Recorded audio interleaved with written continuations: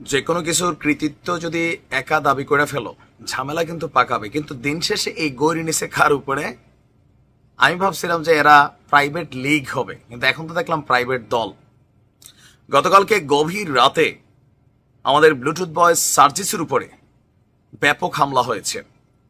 যেই ফুটেজগুলা আপনারা দেখছেন, এর মধ্যে এটা একটা গাড়ির মধ্যে যে ছেলেটা দাঁড়ায় ছিল, এটা সার্জিস, যেভাবে ধাক্কা টাক্কা দিছে।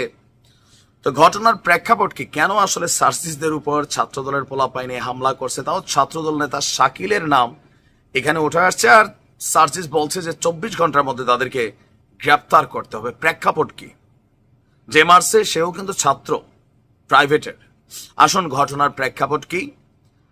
ইফতারের পর বসুন্ধরা আবাসিক এলাকার প্রাইভেট ইউনিভার্সিটির সহযোদ্ধাদের সাথে চায়ের আড্ডা দিতে গিয়েছিল সার্জিস আলম। আর সন্ধ্যা 7টা থেকে রাত 10টা পর্যন্ত সেখানে গল্প আড্ডা দিয়েছে সার্জিস। আর এনএসইউ, আইইউবি, এআইইউবি, ইউআইইউ, এই 4টি প্রাইভেট বিশ্ববিদ্যালয়ের শতাধিক ছেলেপেলে যারা সার্জিসের অনুসারী। প্রাইভেটের মধ্যে 2টা গ্রুপ আছে। একটা হচ্ছে মূল গ্রুপ, যারা সার্জিসদেরকে বয়কট করেছে, প্রত্যাখ্যান করেছে, কারণ ঢাবি কেন্দ্রিক সিন্ডিকেট হয়েছে এই দল, এটা তাদের দাবি। বাট প্রাইভেটের মধ্যে একটা অংশ আছে যারা আবার সার্জিসদেরকে অনুসরণ করে পদ পদবীর লোভে, এমনটা দাবি হচ্ছে প্রাইভেট ইউনিভার্সিটির ছাত্রদের। তো এর মাঝখানে আপনার এনএসইউর যখন সামনে দিয়ে হেঁটে যাচ্ছিল সার্জিসরা, এমন সময় তার সাথে থাকা 15-20 জন আপনার প্রাইভেট ইউনিভার্সিটির সহযোদ্ধারা ছিল। পরে এনএসইউর গেটের সামনে যাওয়ার পর 10 থেকে 12 জন ঢাবি সিন্ডিকেট নিয়ে স্লোগান দিচ্ছে, মানে ঢাবি যে সিন্ডিকেট এরা চালায় এটা নিয়ে। এর মধ্যে ছাত্রদলের সেন্ট্রাল নেতা আহমেদ শাকিল ছিল, যারা এই স্লোগান দিচ্ছিল। আমি এগিয়ে যাই তাদের কথা শুনতে, কিন্তু তারা ইচ্ছাকৃতভাবে আমার সাথে থাকা প্রাইভেট শিক্ষার্থীদেরকে গালিগালাজ করতে থাকে, দালাল বলে, যে এই আন্দোলনে বা এই সেক্টরটাতে বড় কোনো পদ পদবিতে এরা প্রাইভেটকে ডাকে নাই, প্রাইভেটের কাউকে পদ দেয় না, যা দিছে চামচা টাইপের পদ। সুতরাং তোমরা কেন এই চামচামি করতে সার্জিসের সাথে গেছো, বিষয়টা কিন্তু এরকম ছিল।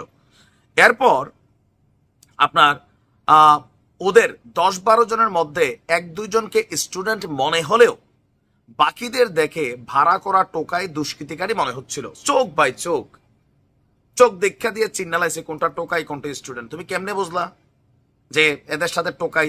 তোমার সাথে যেগুলো ছিল ছাত্র, দেখেন এইগুলা পুরানা খেলা। টোকাই লীগ নাম ছিল এক সময়। তো সার্জিস তো ছাত্রলীগ থেকে আসছে, এই কারণে টোকাইদের ভালো করে চিনে। এটা যে যেভাবে নেন, কারণ ছাত্রলীগের মিছিল আগে শুনতাম টোকাই থাকতো। তো সার্জিস যেহেতু দীর্ঘদিন ছাত্রলীগের রাজনীতি করছে, টোকাই তার ভালো করে চিনা আছে, এই জন্যই সম্ভবত সে চিনা ফেলছে এরা টোকাই ছিল। এরপরে বিব্রতকর পরিস্থিতি সৃষ্টি করাই এদের উদ্দেশ্য বুঝতে পেরে আমি দুই পক্ষকে চলে যেতে বলি এবং চলে আসি। পরবর্তীতে ছাত্রদলের শাকিল তার নেতৃত্বে তার সাথে থাকা টোকাই দুষ্কৃতিকারী সন্ত্রাসীদের নিয়ে পূর্বে আমার সাথে থাকা ওই প্রাইভেট ইউনিভার্সিটির ছেলেদের উপর ধারালো অস্ত্র দিয়ে হামলা করে এবং মাথায় পিঠে আঘাত করে রক্তাক্ত করে। ছাত্রদলের শাকিল সহ বাকিদেরকে দ্রুত বিচারের আওতায় আনার ঘোষণা দিয়েছে সার্জিস। আর বলছে যে যে টোকাই লীগের দ্বারা নির্যাতিত হওয়ার পর আজকে যদি ছাত্রদলের কেউ একইভাবে টোকাই লীগের সন্ত্রাসীদের মতন আচরণ করে, তার পরিণতি টোকাই লীগের মতো হতে খুব বেশি দিন লাগবে না। শিক্ষা নেন, সময় থাকতে নিকট অতীত থেকে শিক্ষা নেন। সার্জিসে কিন্তু মারছে, আমরা ওই ভিডিওটা দেখছি, তবে রক্তাক্ত হয় নাই, ধুমধাম কয়েকটা কিলঘুষি খিচা ফেলছে। তো এই যদি হয় আমাদের আগামী দিনের ভবিষ্যৎ রাজনৈতিক নেতাদের পরিণতি, তো বুঝতে হবে যে আগামী দিনে রাজনৈতিক দল হিসাবে মাঠে নামা। কারণ ভাই রাজনীতি তো রাজনীতি, এখন তোমরা আর ছাত্র না।